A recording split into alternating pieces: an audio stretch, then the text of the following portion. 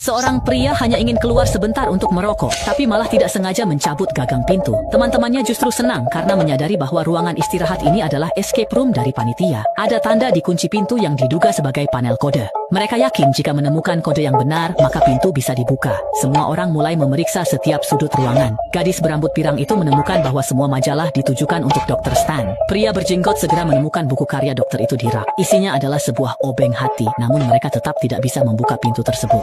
Namun si wanita sadar judul bukunya fosil, dan dengan pintar ia menebak kode pintu adalah 451. Ia pun memutar angka panel ke 451. Tapi pintu tak terbuka, malah lampu menyala dan memancarkan panas. Ternyata ini bukan panel kode, tapi pemutar oven. Ruangan itu oven fosil raksasa dan 451 derajat Fahrenheit setara 230 derajat Celcius. Jika suhu tercapai, semua akan terpanggang. Si pirang segera mengetuk pintu, minta staf menghentikan permainan dan membiarkannya keluar. Namun, staf hanya memberikan satu jawaban yang sama berulang kali.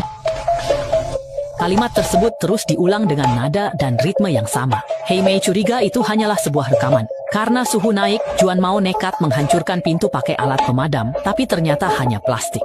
Kecerobohannya memicu jebakan kedua. Semua pipa pemanas di tiang langsung menyala. Suhu ruangan naik lebih cepat. Di saat kritis, Hei Mei memeriksa alat pemadam dan menemukan kunci di sana. Mereka membuka pintu kaca staf, tapi di dalam hanya ada boneka yang mengulang rekaman suara tadi. Saat itu, telepon berdering.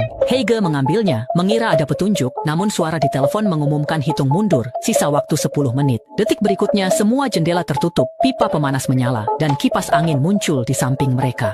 Udara panas makin cepat bersirkulasi, membuat gadis itu kepanasan. Ia melepas jaket karena sesak napas. Hei Mei segera mengambilkan air dari dispenser agar dia tenang. Saat berbalik, Hei Mei melihat slogan, Dr. Stan selalu memakai tatakan gelas. Meski belum paham, mereka tahu itu penting. Begitu tatakan ditekan, lukisan di dinding terangkat. Ada saluran ventilasi di balik itu, yang pasti merupakan pintu keluar darurat. Di meja ada 6 tatakan gelas. Saat ditekan bersama-sama, ventilasi pun terbuka. Heige mengecek jalan lalu memanggil yang lain untuk ikut. Namun, saat semua mulai keluar, mereka sadar tatakan itu butuh beban penahan agar tetap terbuka. Hei Mei segera menaruh segelas penuh air dari dispenser ke atas tatakan tersebut. Ternyata, berat air itu memang cukup untuk menahan tombolnya. Dia pergi duluan, membiarkan dua temannya kabur. Si keriting dan si kacamata cepat-cepat menuang air dan menekan tatakan. Saat gelas terakhir, air dispenser kurang karena sempat diminum si pirang. Tiba-tiba kompor menyala dan waktu sisa 10 detik. Si keriting memeriksa saku lalu menuangkan sebotol miras ke gelas terakhir hingga penuh. Tepat saat mereka melompat ke ventilasi, api melalap ruangan. Beruntung, semua selamat sampai luar. Namun saat keluar, mereka sadar tempat ini juga ruangan tertutup. Si kacamata mengetuk es, suaranya terdengar nyata. Tiba-tiba udara dingin menyembur, jendela tertutup otomatis, dan ruangan seketika membeku. Termometer turun drastis, mereka harus segera cari jalan keluar. Semua berpencar di hutan kecil, si janggut melihat patung anjing lalu mengikuti arah tatapannya. Ada pancing di pohon. Si hitam menemukan pintu keluar, tapi butuh kunci. Mereka harus memancing kunci di bawah es untuk lolos. Si pirang menemukan satu-satunya mantel tebal, memaki kamera, lalu memberikannya ke si hitam agar bisa dipakai bergantian. Mereka pun sampai di lubang es dan menurunkan pancing.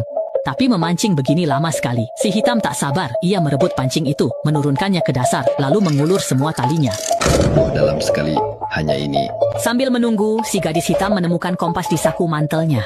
Menduga itu jalan keluar, ia mengikuti arahnya, tapi jarumnya tiba-tiba berputar balik. Sadar ada yang aneh dengan beruang di belakangnya, ia merogoh mulut beruang itu dan menemukan magnet. Ia segera memasang magnet itu di pancingnya. Kali ini, saat tali pancing mencapai dasar, si janggut besar merasa kailnya tersangkut. Sekuat tenaga menariknya, mereka mengangkat kotak besi. Untungnya, kunci utama ada di dalam, tapi terjebak dalam es raksasa. Si kakak hitam meminjam korek si keriting untuk mencairkannya. Saat si kacamata maju mengambil korek, es di bawahnya retak dan dia pun tercebur. Semua segera menolong. Mereka terus memanggil si kacamata, tapi arus membawanya pergi hingga ia tak selamat. Semua memarahi si keriting, tapi bukan saatnya bertengkar. Satu-satunya cara mencairkan es hanyalah lewat suhu tubuh. Maka, di tengah salju dingin, semua meletakkan tangan di atas es. Saat es perlahan cair, mereka bergantian memeluk es agar hangat. Semua kelelahan, napas sesak, dan si janggut pingsan. Tapi kakak hitam melihat kunci sudah cair. Ia segera mengambilnya ke pintu rahasia, meski diputar terus, pintu tak bergerak. Terdengar suara, arah pintu asli ada di belakang. Mereka bergegas saat es mulai retak. Di saat genting, semua melompat masuk, tapi si pirang tertinggal dan jatuh ke air. Tak ada waktu bersedih. Mereka ingin segera keluar dan melapor. Namun di ujung koridor, ada ruang rahasia lain. Saat lampu menyala, terlihat sebuah bangsal. Si janggut terkejut melihat ranjang yang persis miliknya, lengkap dengan namanya. Ia satu-satunya penyintas kecelakaan tambang. Yang lain pun menemukan ranjang mereka. Gadis hitam dan kakak hitam juga melihat ranjang dari kecelakaan pesawat dan kapal laut mereka dulu.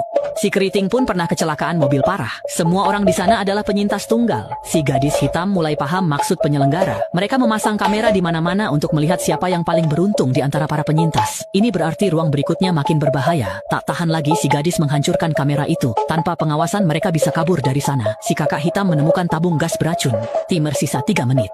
Benar, penyelenggara ingin membunuh mereka. Mereka panik mencari petunjuk dan menemukan gambar EKG di sudut ruangan berisi 3 gerakan tangan mirip angka. Namun si keriting sadar itu bukan angka, tapi bahasa isyarat alat EKG. Inilah kunci keluar ruang rahasia. Saat bersamaan, TV menyiarkan info batas kemampuan tubuh manusia. Dari kedua petunjuk, mereka harus memicu saklar dengan membuat EKG mencapai batas ekstrem. Namun, detak jantung si keriting terlalu rendah dan si janggut pun gagal membuka pintu. Terpaksa, si hitam menggunakan alat pacu jantung untuk memberi kejutan listrik berbahaya demi menaikkan detak jantung secara ekstrim.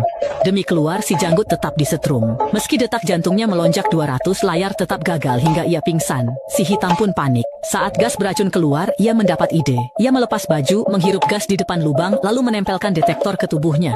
Ternyata batas ekstrem tak selalu tertinggi, bisa juga terendah. Detak jantung si hitam pun menurun. Detak jantung turun ke 50, pintu pun terbuka. Si keriting mengajak si hitam kabur, namun ia menolak. Ia tahu mengikuti skenario penyelenggara takkan membuatnya keluar, jadi ia tetap tinggal mencari jalan lain. Namun karena gas beracun, si hitam akhirnya tumbang. Si hitam dan si keriting sampai di ruang aneh terakhir. Hanya ada sebuah katup. Mereka berusaha membukanya dan pintu keluar pun muncul. Ternyata ruang ini sangat sederhana.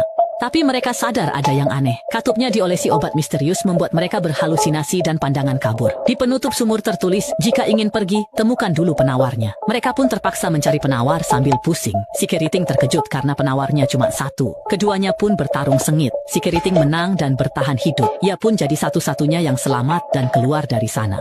Di luar, pembawa acara sudah menunggu. Ruangan ini dirancang untuk hiburan ahli kungfu bertema penyintas terkuat. Mereka diam-diam mengumpulkan peserta dengan iming-iming $10.000, padahal hadiah aslinya 10 juta. Si keriting menang, namun saksi permainan gila ini tak boleh hidup. Pembawa acara pun langsung menyerang dan mencekik leher si keriting. Namun, saat sekarat, gadis hitam muncul dan menembak pembawa acara hingga tewas. Si keriting terkejut dia bisa lolos. Ternyata, gadis hitam merusak CCTV agar tak terlacak dan selamat berkat masker pernapasan hingga gas hilang. Saat staf masuk, dia pura-pura mati, lalu menyerang diam-diam, melumpuhkan 2 orang, dan merebut pistol. Dengan begitu, mereka menyingkirkan pembawa acara dan membawa si keriting kabur dari ruang rahasia.